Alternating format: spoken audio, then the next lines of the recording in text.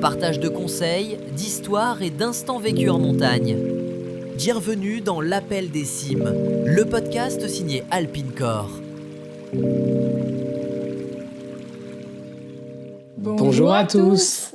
Bienvenue dans ce nouvel épisode de podcast. Et aujourd'hui, on va pas parler d'astuces comme on l'a fait dernièrement, mais on va plutôt parler d'une histoire et notamment du sommet qui a changé nos vies. Donc, on y va, quoi. Ok, je te suis. Déjà, est-ce qu'il y a un sommet qui a changé ta vie à toi ? Ouais, bien sûr. Il y en a plein qui ont changé ma vie, mais il y en a un vraiment particulièrement qui a une importance colossale. Ah ouais ? Lequel ? Moi, c'est le Roc d'Enfer. Ah ouais ? Comme si tu savais pas. Ouais, c'est vrai, je sais un petit peu. Voilà. Et pour la petite anecdote, notre logo représente le Roc d'Enfer en clin d'œil à ça. Tu leur as dit. Ouais, je l'aurais dit parce qu'il y en a peu qui écoutent, donc... De toute façon, ils le reconnaîtront jamais. Voilà. Parce que l'angle sous lequel il a été pris... Ouais, c'est mystérieux. Ouais. Du coup, pourquoi le Roc d'Enfer explique-nous pourquoi il t'a marqué autant. En fait, d'abord parce qu'il est un peu légendaire. Dans le Chablais, le Roc d'Enfer, c'est un truc qui est particulier parce que il n'est pas indiqué. En fait, la plupart des chemins de randonnée dans le secteur, ils sont balisés par la fédération de randonnée et pas celui-là. Celui-là, tu as le chemin sur les cartes. Si tu ouvres une cartugène, tu vas trouver le parcours. Mais dans l'absolu, la fédération de randonnée, elle veut surtout pas baliser ce truc-là parce que c'est dangereux. Et donc, quand on parle un peu du Roc d'Enfer dans le coin, c'est ce truc, ouais, il est super. En plus, il a vraiment une gueule très particulière. Mais tu sens quand même que tout le monde te dit, faut pas trop y aller, quoi. Il y a des saisons pour y aller, il y a des moments où tu peux te permettre, et encore.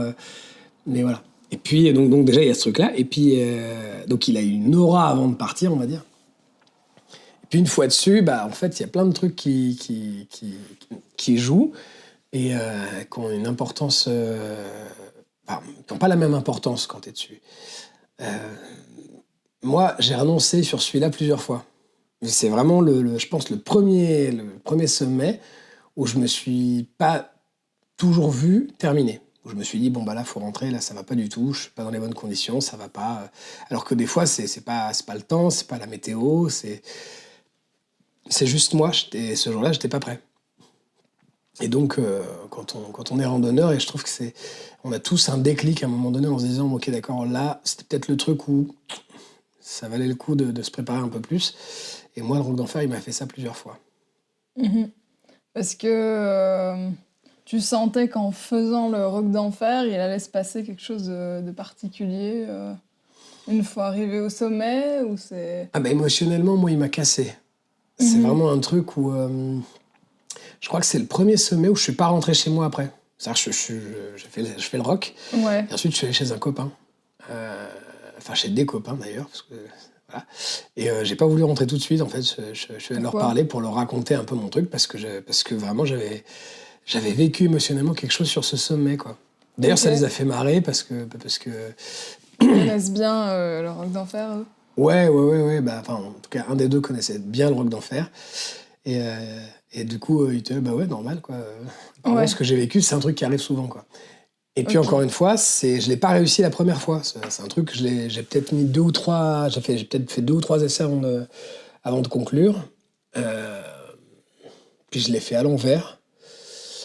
Et voilà. C'est un truc, ça m'avait un peu travaillé, ça. Ok. Et... qu'est-ce qui t'a donné le courage de le faire un jour entièrement ? Enfin, si on peut appeler ça du courage, parce que je pense que t'as jamais vraiment eu peur de le faire, c'est juste que les conditions étaient peut-être réunies. Il y a un jour où toutes les conditions étaient bonnes. Ouais. Il y a un jour où vraiment j'arrive, je passe la porte, parce qu'il y a un endroit très spécifique qui ressemble vraiment à une porte.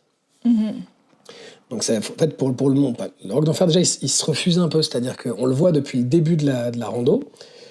On sait qu'on va en chier. Et en fait, il y a des moments où il disparaît. On le voit plus, puis on le revoit, puis on le revoit plus, puis on le revoit, etc. Et la dernière partie, avant de se retrouver littéralement dessus, parce qu'en fait, c'est une énorme crête.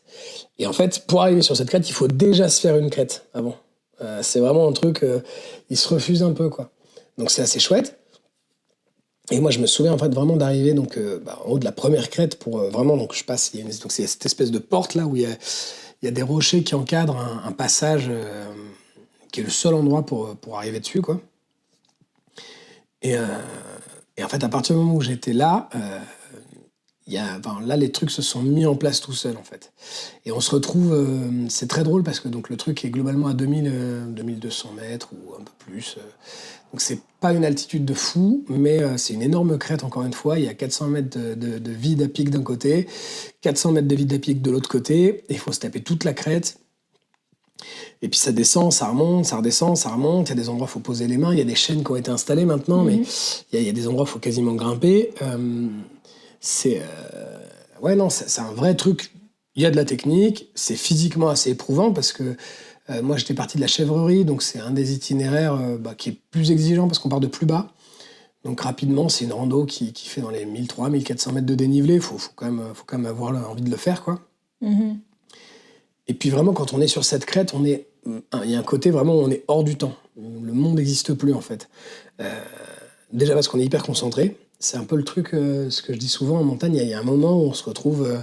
en fait, l'instant présent, il compte plus que dans la plupart des autres moments de ma vie, en fait. Là, vraiment, dans ce cas-là, le moment présent, il prend le pas sur tout le reste. Donc, en fait, c'est super cool. Il y a des moments où on peut s'arrêter, on regarde autour. C'est magnifique, d'ailleurs. C'est très, très beau de s'arrêter et de regarder. Je trouve que la vue de cet endroit-là, elle est dingue. Mais il y a vraiment ce côté où, tant qu'on est en train d'avancer, de progresser là-dessus, le reste n'existe pas. Ouais, parce qu'on doit être vachement focus, vachement concentré sur, Ouais, c'est mieux quand sur même. ce qui se passe. Et puis, comme tu le disais, parce que c'est tellement beau autour que t'es complètement absorbé par ça et le temps s'arrête autour. Ouais. Quoi. Ouais, Ouais. j'ai une de mes plus belles photos de montagne, et pourtant je l'ai prise avec mon téléphone, donc vraiment c'est un truc, voilà. Mhm. Mais c'est le rock, hein, c'est parce qu'il il a vraiment une gueule, il a un Ouais. truc quand t'es sur la crête. Mm. Juste, tu prends ton téléphone, tu fais une photo, c'est la plus belle photo de ta vie, alors que clairement, c'était même pas les conditions optimales, quoi. Mais juste à ce moment-là, tac, c'est ouf. La montagne te permet de faire le cliché de ta vie, quoi. Ok. Et bon, c'est un super beau sommet, ça c'est clair. Mais en quoi est-ce que ça a changé ta vie? Eh bien parce que donc je l'ai fait plusieurs fois, c'est un truc que j'ai beaucoup aimé refaire. Et en fait, c'est pas une question d'expérience.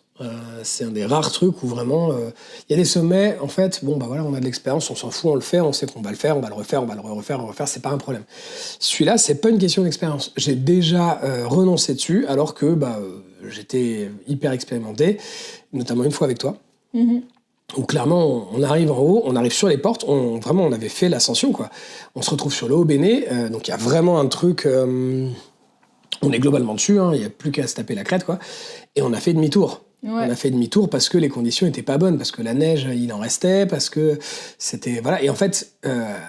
c'est très drôle parce que... En fait, j'ai échoué dessus, on va dire. J'ai renoncé de plusieurs façons. J'ai renoncé une première fois parce que j'étais avec mon chien, j'étais avec Pierrot. Mhm. Et je pensais que je sentais que ça passerait pas. Donc j'ai fait demi-tour. Je l'ai fait une deuxième fois et là j'ai renoncé parce que le temps s'y prêtait pas. Il y avait une espèce de brouillard horrible.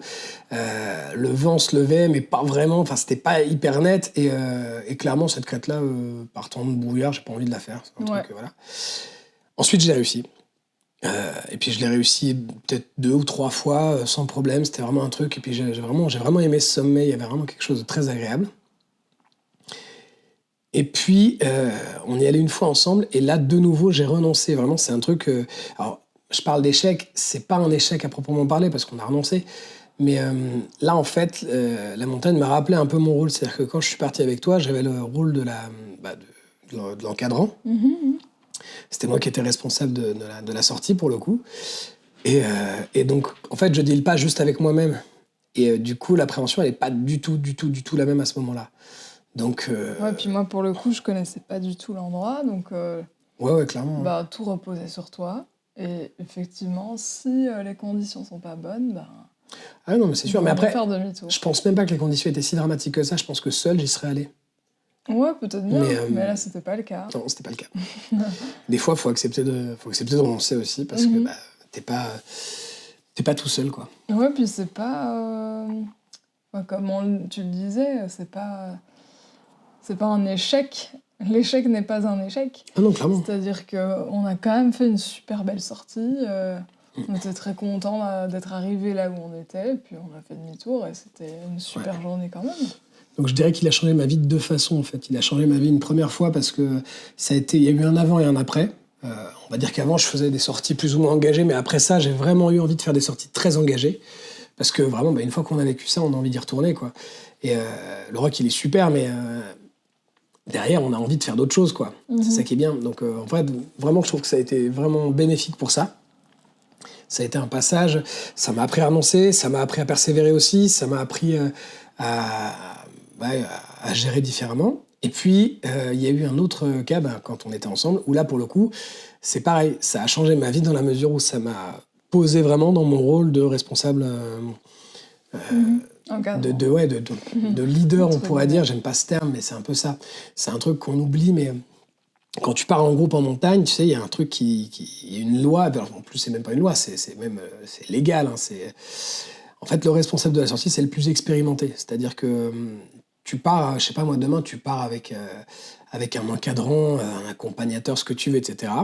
Si tu es plus expérimenté que lui, légalement, c'est pour ta pomme. Et ça, c'est un truc que les gens n'imaginent même pas. Mais c'est un truc, on se rend pas compte, mais en fait, en montagne, le responsable, c'est celui qui a le plus d'expérience. Et du coup, en fait, même si on se dit on est juste un groupe de potes, la réalité, c'est que dans le groupe, il y en a forcément un qui en a un peu plus fait que les autres. Et donc, c'est très important pour cette personne-là de se rendre compte qu'en fait, beaucoup de choses sont reposées sur ses épaules. Et donc, moi, ce sommet-là, il m'a vraiment fait comprendre ça en direct, en fait. Ouais. Il m'a reposé dessus sur la responsabilité que j'avais. Et, ok. Voilà. Oui, ça t'a changé pour tous les autres sommets à venir. Clairement, oui. Ok. Il y a d'autres choses dont tu voudrais parler sur le roc d'enfer? Non, mais ça m'intéresse de connaître un peu toi, ton sommet. Ah ouais, moi j'ai pensé à plein de trucs, parce que évidemment mon sommet préféré c'est la Dandoche, mais voilà, c'est un très beau sommet, mais c'est pas celle qui a changé ma vie quoi. Ah. Et du coup t'étais vachement expérimenté quand tu l'as faite aussi. T'avais déjà vachement peut-être bien. T'as fait des trucs de fou en fait quand tu l'as fait. C'est vrai. Mais bon, celle qui me vient en premier quand on me demande le sommet qui a changé ma vie, je dirais plus le Jalouvre. Ah ouais? Ouais. Ok. Parce que y a une histoire assez spéciale derrière. Ah bon? C'est le sommet sur lequel tu m'as emmené la première fois. Et, je fais ça moi? Et en fait, moi, qui suis belge, qui connais que le plat pays, j'avais fait deux petites ascensions avant en Suisse, mais voilà, c'était pas vraiment la randonnée comme je l'ai connue avec toi, quoi. Il y a vraiment eu un espèce de bouleversement sur le Jalouvre. Il y a une partie super technique aussi. Ah ouais, ça je suis d'accord, mais je voulais te laisser venir dessus, mais en vrai, le Jalouvre, physiquement et techniquement, c'est quand même un truc qui... Et voilà. Ça cogne, hein. T'as quand même le col du rasoir, tu stresses un peu, quoi. Ce jour-là, tu voulais quand même m'emmener sur la pointe percée. Ah, mais... Tu vois. Voilà. Donc le Jalouvre, je l'adore, en fait. Parce que je m'ai un peu sauvée ce jour-là. Et c'était quand même un truc costaud, comme tu le dis, parce que... Oui, c'est honnête. Si on n'a jamais fait de montagne de sa vie, d'aller là-dedans, moi, je me suis quand même dit, oula, c'est pas une balade dans les bois, quoi. Ah non, c'est clair, en partant du col de la Columbia, déjà, la montée, elle est raide, elle est physique, elle est intense, t'as un énorme pierrier dans le col du rasoir. Le col du rasoir porte extrêmement bien son nom, parce que c'est une énorme crête. La finalité, t'as quand même besoin de poser un peu les mains. Non, c'est hyper... Enfin, t'as tout dessus, je suis d'accord. Et puis alors, accessoirement, le Jalouvre, il est à 2400 mètres d'altitude. Ouais. Juste comme ça, tu fais un petit rapport à la Belgique. On rappelle qu'il est il est plus de 3 fois plus haut que votre sommet le plus haut. C'est-à-dire que, je vais te dire les choses telles qu'elles sont. En fait, il est même 4 fois plus haut en réalité. Parce que le signal de Botrange, je vous rappelle qu'il fait pas 700 mètres. Vous avez foutu un escalier dessus, mais il va pas à 700 mètres. Donc il est entre 3 et 4 fois plus haut. C'est pour ça que ça a changé ma vie, quoi, en fait. Non, mais pour moi, en fait, c'est un peu le point de départ d'Alpinecore aussi. Parce que on a eu une connexion à ce moment-là qui a fait que toute notre histoire derrière a découlé. Et puis, tu m'as parlé d'un concept en montagne, et puis on a créé Alpinecore autour de ça. C'est vrai. Et Alpinecore a changé nos vies. Donc, Ça, c'est j'estime sûr. que Jalouvre a changé ma vie, personnellement. En dehors de tout ça, c'est aussi un super beau sommet. C'est magnifique. Arriver oui, non, mais- là-haut, il y a une vue dingue sur un lac. Tout à fait. Le lac Voilà. de Lessy. Voilà. Non, puis il est chouette à faire de plein de façons différentes. Il y a plusieurs façons d'y arriver, en fait. Mais c'est beau dans tous les cas. Il n'y a pas de mauvais choix sur le Jalouvre. C'est vrai qu'il y a aussi une ouverture d'esprit, je trouve, parce que quand tu te mets à faire un truc comme le Jalouvre, tu te dis, ah tiens, il existe d'autres choses plus techniques. Du coup, tiens, on va essayer de voir ce qui est possible de faire je pense aux Dolomites, par exemple, ou Ouais. à d'autres grosses ascensions qu'on a pu faire, où parfois il faut mettre les mains, parfois il faut un meilleur matériel, etc. Enfin, je trouve que ça m'a ouvert l'esprit aussi là-dessus, parce que je connaissais pas tout ça, quoi. Pour moi, aller en montagne, c'était aller faire une petite balade, comme dans les bois, mais en altitude, quoi. Sauf que ça implique beaucoup de choses d'être en montagne. C'est pas du tout la même chose de devoir gérer un dénivelé Ah non, c'est sûr. Ouais. et l'effort physique, quoi. Donc ouais, je trouve que c'était un peu le début d'une grande histoire, finalement.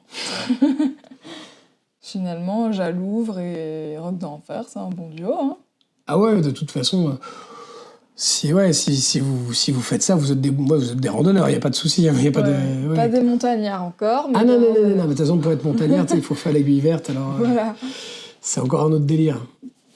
Donc voilà, je crois qu'on a fait un peu le tour de la question, sauf si tu veux ajouter quelque chose. Non, je crois qu'on est bon. On est bon.